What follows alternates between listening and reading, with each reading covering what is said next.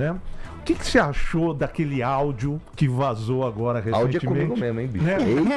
Aí chamou o especialista. O áudio que vazou do nosso presidente Lula lá no G7, falando que nunca foi de esquerda. Cara, eu vou te falar uma coisa, eu não acho nem surpreendente, isso as pessoas podem até se falar, nossa, como assim? Não é surpreendente, porque é o seguinte, o Lula, ele começou a vida política dele, né, baseado em ideologia, baseado em identitarismo, só que a gente tem que lembrar o seguinte, depois que o Lula fundou o PT e participou de diversas eleições, ele entendeu que ser pragmático é o caminho. Tanto que quem é um pouquinho mais velho vai lembrar, o Lula que ganhou a eleição em 2002 não foi o Lula, eu sou revolucionário socialista e vamos implementar o comunismo no Brasil. Não foi. Foi o Lulinha Paz e Amor que escreveu carta pro mercado brasileiro. E quando o Lula ganhou, inclusive, eu não lembro agora, eu acho que foi a Merkel que estava com ele ali e chegou a falar para ele, é engraçado que quando você ganhou, você foi um cara ao centro, né? Foi um jeito bonito de dizer o seguinte, você foi uma pessoa pragmática. O Lula, quando ele ganhou a eleição, isso é muito importante deixar claro, nunca na história do Brasil os bancos tiveram tanto lucro quanto na época que o Lula foi presidente. Os maiores lucros do Itaú, do Bradesco, etc., são nos governos do PT. O governo do PT fez um governo para as elites. Isso é uma coisa muito importante dizer. O Lula governou para o povo. Não governou para o povo coisa nenhuma. O Lula governou para as elites. Então, o que o Lula entendeu foi o seguinte, eu sou um cara pragmático. E outra coisa que eu vou dizer que é surpreendente também. A maior parte do mundo, inclusive do Brasil, não é nem de direita nem de esquerda. A maior parte das pessoas não ligam para a ideologia. As pessoas têm um conjunto de valores que são muito caros a elas, mas elas não necessariamente compram a caixa de bombom completa do que é você ser de direita ou que você é ser de esquerda. Né? Eu diria para você o seguinte, no Brasil nós temos mais de 500 deputados. Dos mais de 500 deputados que nós temos no Brasil, quantos se identificam com direita ou com esquerda? Você não conta 100 ali. E todos os outros, os mais de 400, é tudo deputado centrão. É tudo deputado centrão. A maior parte dos partidos do Brasil, vou te dizer, tem hoje candidatos dentro do mesmo partido que vão apoiar Lula, vão apoiar Flávio Bolsonaro, vão apoiar Zema, vão apoiar Renan, tem um monte de partido, é a maioria, onde dentro dos seus partidos os candidatos vão apoiar os dois lados. Lembrando que os nossos microfones aqui da TMC estão abertos para o outro lado. Mini Ruth, é com você. Não, e tem deputados também, como o Manuel Gomes, que eu não sabe nem onde tá, né? Como que você vê a entrada dessa galera na política, por exemplo? Olha, cara, eu vou te dizer que no caso do Manuel Gomes, como ele é uma caricatura muito exacerbada do que é não saber nada, eu não acho que ele vai ganhar a eleição, tá? E eu acho que ele serve até como um ponto de denúncia mesmo, de que política deve ser levada a sério. Agora, eu vou dar outro exemplo pra você. 2010, aqui em São Paulo, isso é uma coisa também que destrói esse mito de que, São Paulo vota bem, o problema, sei lá, são os estados do Nordeste, sei lá. Vamos lá, o deputado mais votado de São Paulo em 2010 foi o Tiririca. E ele continua como deputado até hoje se elegendo por São Paulo. Agora ele vai se eleger por outro partido, por outro estado, perdão. Agora, quer ver outro caso emblemático? Vamos falar do Romário? O Romário é um cara que se elegeu com a esquerda. Nos últimos segundos, quando não dava mais pra virar, apoiou o impeachment da Dilma. Se elegeu em 2022 apoiando o Jair Bolsonaro e hoje já está com o governo do PT. Então, eu sempre digo o seguinte, o problema dessas pessoas, né, e não tô falando de caneta azul, porque eu acho que o caneta azul nem vai ganhar, mas o problema dos políticos genéricos brasileiros não é nem só culpa deles, é culpa da galera que vota errado. Vamos ser sinceros, como é que a gente vota no Romário, sendo que ele não tem ideia nenhuma? O que o Romário fez como senador pro Brasil? Nada, absolutamente nada. Ele é o baixinho que faz gol e comenta a Copa. É isso.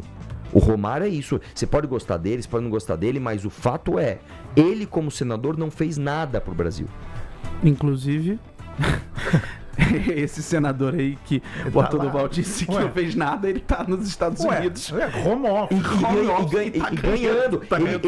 Ele foi lá falar, olha, o meu trabalho aqui nos Estados Unidos não impede de eu continuar minhas atividades de senador. E posso falar uma coisa? Sim. Alguém vai deixar de votar nele por causa disso? Não, porque as pessoas sequer cobram. Então, o nosso trabalho aqui, por isso que eu falo, os meus vídeos lá, polêmicos, etc., ele é muito mais um trabalho de conscientização. Pra pessoa, mano, leva a sério o teu voto, irmão. Esse ano aqui você vai votar em 2 senadores, tá? São 2, não é nenhum. Você vai votar em 2 senadores, mais um deputado federal, mais um deputado estadual, governador e presidente. Irmão, pesquisa um pouquinho. Você não precisa ser um expert. Pesquisa um pouquinho da história do cara que você está pretendendo votar. É só pesquisar um pouquinho. E Arthur, você hoje, você consegue falar já para fora de uma bolha ou seu público ainda é muito restrito ainda? Olha, eu vou te dizer, a política por si só ela é uma bolha. Só que existe uma coisa que é o que nos diferencia, inclusive, de outros grupos. Nós arrumamos briga com um monte de gente. Nós arrumamos briga com o Lula, arrumamos briga com o Bolsonaro, arrumamos briga com o Ministério Público, com a imprensa, com todo mundo. A gente arruma briga com todo mundo. Como é que a gente só cresce? Existe uma coisa que é a diferença entre o caçador de like, o cara que só pensa nisso, quero furar bolha, e o cara que tem uma ideia e lidera a galera para uma ideia que ele acha que é certa, independentemente da maré. O que nós fizemos ao longo desses mais de 10 anos de movimento foi entender o que estava acontecendo, ter uma opinião própria e formar uma militância. Essa militância é a principal responsável por a gente furar a bolha. Então vou te dizer, geralmente, sei lá, a Dona Maria, que pouco acompanha a política, ela tá preocupada, sei lá, com outra coisa, tá preocupada com Copa, com Big Brother, com o trabalho dela, às vezes, sei lá, ela tem uma padaria, ela tá preocupada em fazer pão, ela vai ser influenciada por uma pessoa, às vezes da família ou da vizinhança, ou o que seja, que é muito engajado com política e que conhece o nosso trabalho. E eu vou te falar uma coisa, cara. A gente gosta muito de falar mal da geração Z, né? Porque a geração Z é muito frágil, não trabalha, não transa, e é verdade, né? A geração Z é a geração que menos transa, que menos se relaciona pessoalmente com as outras pessoas, mas a geração Z é a geração mais curiosa que tem. É a geração que ela não aceita resumo. Então, quando a gente vê, por exemplo, o Partido Missão sendo o partido principal, favorito da geração Z, a gente vê uma tendência de pessoas que são verdadeiramente interessadas por isso. Então, respondendo a tua pergunta, cara, sim, a gente fura bastante bolha e eu sou muito grato pela militância que a gente formou e faz esse papel. Arthur, você acabou de citar que já comprou briga com Lula e que agora tem comprado briga com Bolsonaro. Sim. Mas me fez lembrar de uma situação que você já teve foto com o Eduardo Bolsonaro, inclusive, que eu acho que com arma. Sim. O que aconteceu de lá pra cá? Porque vocês já estiveram juntos num determinado momento e hoje, no seu canal, você lançou um vídeo falando sobre os arquivos do Vorcaro e cita também o Flávio Bolsonaro. O que aconteceu de lá pra cá? Bom, vamos lá. A gente nunca achou que o Jair Bolsonaro fosse um bom político, mesmo porque ele tem um histórico de mais de 28 anos como deputado, onde ele foi um deputado corporativista rachador, né? O Flávio é a mesma coisa. A gente tem que lembrar que o Flávio Bolsonaro e o Eduardo Bolsonaro, isso é factual, tá? Inclusive, quem discordar pode me processar. Eles foram funcionários fantasmas do Roberto Jefferson. Então, eles sempre foram corporativistas. Em 2018, quando o segundo turno ficou entre Haddad e Jair Bolsonaro, o Jair Bolsonaro deu excelentes sinalizações. Ele chamou o Paulo Guedes na época, que era um economista de mercado, chamou o Sérgio Moro, que era um homem ali ligado ao combate à corrupção, chamou os militares sérios, representados pelo Mourão. Então ele fez alianças bacanas e a gente falou, pô, talvez seja um caminho. Isso foi em outubro de 2018. Depois do primeiro turno, a gente apoiou ele pro segundo turno. Em janeiro de 2019, a gente já viu que ele não era o caminho. Ele mesmo enxugou a reforma da Previdência que precisava fazer. Em maio, a gente começou a ver que ele estava fazendo manifestações, querendo fechar Congresso, querendo fechar STF. E depois ele traiu todas as pautas da direita. O Jair Bolsonaro, eu quero lembrar para todo mundo que está ouvindo aqui, foi responsável por devolver o poder ao Lula. Foi quem indicou o Cássio Nunes no STF que devolveu a elegibilidade do Lula. O Jair Bolsonaro, olha só, ele pegou uma emenda do Freixo, do PSOL, que transformava, né, o pacote anticrime do Moro, que era uma coisa bacana, em limitação de delação premiada e criação de juiz de garantias, privilegiando os corruptos, e sancionou unilateralmente, né? Então, o Jair Bolsonaro, ao longo do governo dele, ele traiu todas as pautas da direita, por isso, inclusive, que não conseguiu se eleger em 22. Não diz, teve fraude na urna. Não teve fraude na urna, coisa nenhuma, gente. Basta você sair e perguntar quantas pessoas você conhece que não votavam no Lula, mas em 2022 falaram, olha, cara, o Bolsonaro é tão ruim que eu vou votar no lixo do Lula.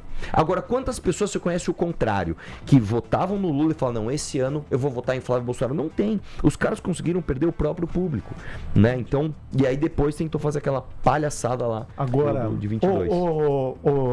Arthur, agora vamos supor o seguinte, o Renan, sim, o pré-candidato à presidência do seu partido, se ele fosse convidado pelo Flávio para ser vice, você apoiaria ou não? Mas de jeito nenhum. Tipo o que a gente viu aí que gritou Lula! Depois, hein, você... De jeito nenhum. Na verdade é o seguinte, a gente recebe vários convites ao longo desses 10 anos para se aliar a outros projetos e outros projetos que eram inclusive maiores do que o MBL. Durante muitos anos a gente recebeu esses convites e a gente nunca fez isso. A gente nunca abriu mão daquilo que a gente acredita, independentemente da popularidade. Eu quero lembrar o seguinte, quando a gente teve que apoiar PEC do teto, reforma trabalhista, né, reforma da Previdência, tanto do Temer quanto do Bolsonaro, que foram reformas impopulares, a gente foi lá falar que não era para fazer isso. Quer ver outro exemplo agora? A lei da misoginia, né? Todo mundo da direita falando mal dessa lei. Aí o Flávio Bolsonaro vai lá e vota a favor, porque senão o PT ia bater demais. Nós mantivemos nossa postura. Nós fomos lá e falamos, não, nós somos contra isso. Isso aqui é um absurdo.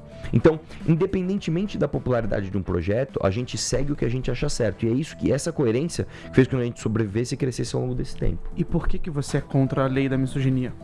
Porque eu vou te falar uma coisa, cara. A definição de misoginia, inclusive na letra da lei, que inclusive já foi modificada. A lei original, ela já era ruim, né? Que era discriminação. Eu não lembro exatamente a definição, mas agora... Tinha algo assim, mas ela mudou. Ela tentou afunilar e ficar um pouco mais objetiva, mas ainda assim tá perigosa, porque ela diz o seguinte: você tem que punir penal. Então nós estamos falando de punir em termos penais, não em termos cíveis. Não é que, você desrespeitou a mulher, você vai pagar uma indenização. Não é isso. Você equipara ao racismo. E está se colocando isso na mesma prateleira da discriminação por cor. Ou seja, se você chamar um negro de macaco, é a mesma coisa, tem o mesmo peso que se você, e aí vem a letra da lei, desrespeitar uma mulher, desrespeitar a dignidade da mulher por ser mulher. A questão é, o que é desrespeitar a dignidade da mulher? O que é isso? Porque, por exemplo, se eu der a seguinte opinião: olha, eu acho que mulheres são menos aptas à atividade política. Você pode concordar ou discordar dessa opinião. Você pode falar, cara, sua opinião é uma opinião idiota. Ok, mas isso é uma opinião criminosa?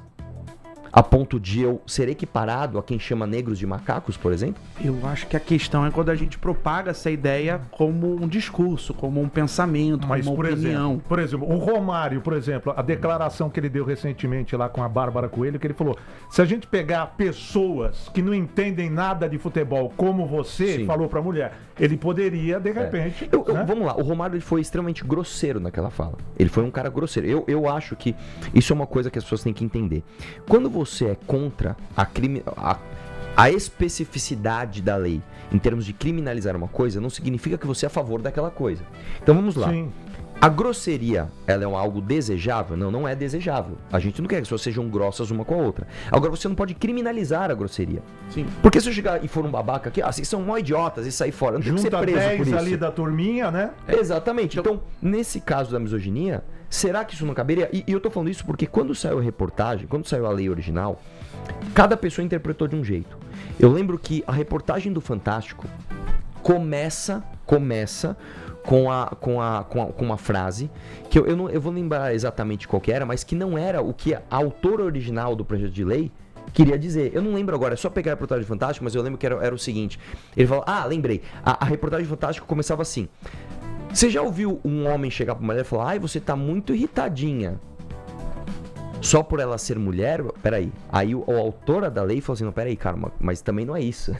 Posso falar que a mulher pode estar irritada, né? Ou seja, a letra da lei está confusa. Você falou, a gente tá falando de direita e esquerda. Você não acha que a direita tá se pulverizando muito nessa eleição? É Caiado, é Flávio, é Missão, enquanto a esquerda tá concentrada ali em torno de um único nome para a próxima eleição? Na verdade, existe um mito de que a esquerda ela é paz e amor, tá? E não é, tá? A verdade é que essa esquerda se mata. A diferença da direita para a esquerda hoje no Brasil é que, enquanto muitos agentes de esquerda, como por exemplo a Marina Silva, se ajoelharam ao Lula, porque eu vou dar um exemplo para você.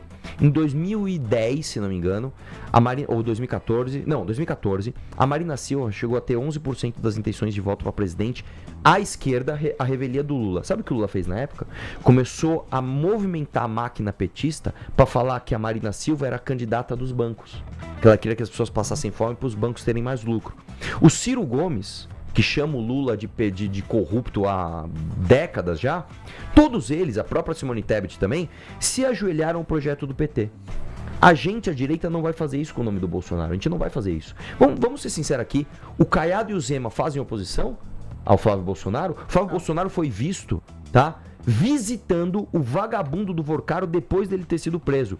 Aí o Zema arrisca falar um pouquinho mal, o próprio Partido Novo fala, não fale mal do Flávio. Então, pera lá, velho. Na direita, está acontecendo algo parecido com a esquerda, que é, as pessoas querem ficar no guarda-chuva do Flávio. Nós não. Nós não vamos fazer isso. Eu vou bater em vagabundo, seja ele de direita ou de esquerda. Então, por isso que eu falo que a Missão é o único partido de direita, porque é o partido que verdadeiramente não passa pano, tá? Para quando um cara popular que se diz de direita começa a aprovar um monte de coisa de esquerda. Acabar com a Lava Jato, apoiar um monte de político do Centrão. O Ciro Nogueira, envolvido até o pescoço com o escândalo do Vorcaro, ele vem de onde? Ele vem do governo Bolsonaro, cara. Ministro do Bolsonaro. O Bolsonaro deu pro PP todo o Fundeb, que é um dos fundos mais importantes da educação. Pelo amor de Deus, gente.